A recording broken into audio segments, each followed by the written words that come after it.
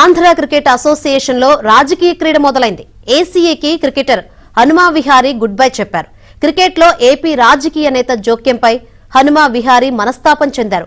ఆత్మాభిమానం దెబ్బతిన్న చోట ఉండలేనని ట్విట్టర్లో విహారీ ట్వీట్ చేశారు.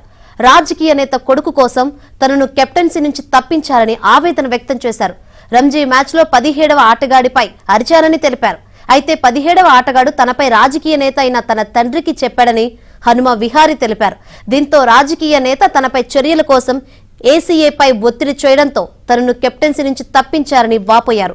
వ్యక్తిగతంగా తాను ఎవరిని ఏమీ అనలేదన్న హనుమా విహారీ భవిష్యత్తులో ఆంధ్ర క్రికెట్ జట్టుకు ఆడబోనని స్పష్టం చేశారు.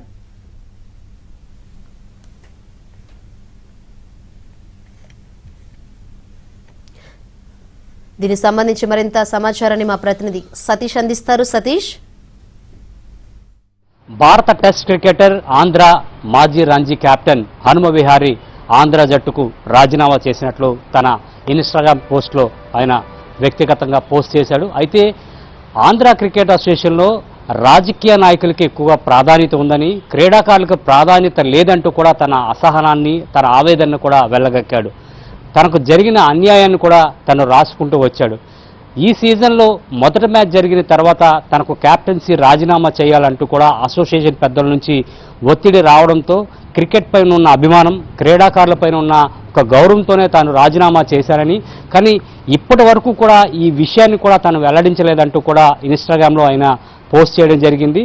ఒక కార్పొరేటర్ చెందిన కుమారుడికి తనకు మధ్య చిన్నపాటి వివాదం జరిగిందని, ఈ నేపథ్యంలోనే తనకు రాజీనామా చేయాలంటూ కూడా అసోసియేషన్ సభ్యులు చెప్పడంతో తను రాజీనామా చేసినట్లుగా చెప్తున్నారు. కానీ తాను ఎవరిపైనా కూడా వ్యక్తిగతంగా ఎవరిని నేను దూషించలేదు, మాట్లాడలేదని చెప్తున్నాడు. కానీ ఇటువంటి వ్యవహారాలన్నింటినీ ఏదైతే క్రికెట్ జట్టు కావచ్చు లేదా మరే క్రీడలైనప్పటికీ కూడా టీంలో ఇద్దరు వ్యక్తుల మధ్య, ఇద్దరు ప్లేయర్ల మధ్య ఏదైనా వ్యక్తిగతంగా గొడవలు కానీ, ఘర్షణలు కానీ లేదా మాటలు కానీ జరిగినట్లయితే వాటిపైన ఒక కమిటీ ఏర్పాటు చేస్తారు. ముందుగా ఎవరైతే ఈ గొడవకి కారణమైన వ్యక్తి లేదంటే తను అవమానానికి గురైన వ్యక్తి ఎవరైతే జట్టులో ఉన్న సభ్యుడు తను ముందుగా మేనేజర్ కంప్లైంట్ చేయాలి, మేనేజర్ సీఈఓ కంప్లైంట్ చేయాలి, సీఈఓ అపెక్స్ కౌన్సిల్ కమిటీకి చెప్పాలి.